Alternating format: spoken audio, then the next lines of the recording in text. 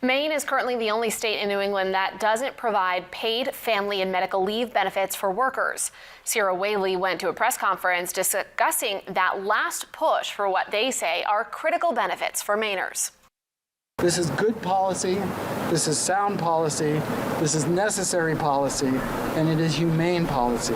Voices advocating for paid family and medical leave echoed across the streets of downtown Bangor from Pierce Memorial Park. We believe that Mainers deserve paid leave. Senator Mattie Daughtry joined doctors and nurses on Harlow Street to discuss the progress made in the last few years on passing LD 1559 through the Maine legislature.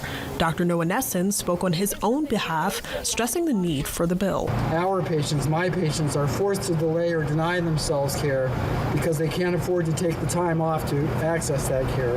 The Mabel Wadsworth Center is a part of the Paid Family and Medical Leave Coalition. People deserve good, full lives where their needs are met, where they can support the people they love, where they can support themselves.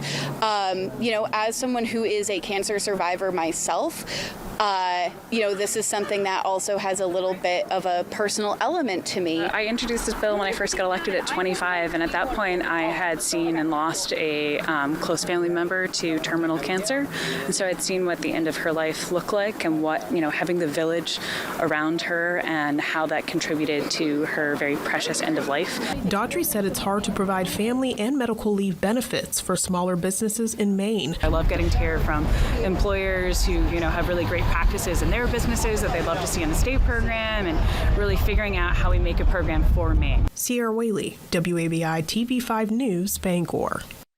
Republicans opposing this bill in the past have said a paid leave payroll tax would be a burden on small businesses coping with inflation and a state minimum wage that recently went up.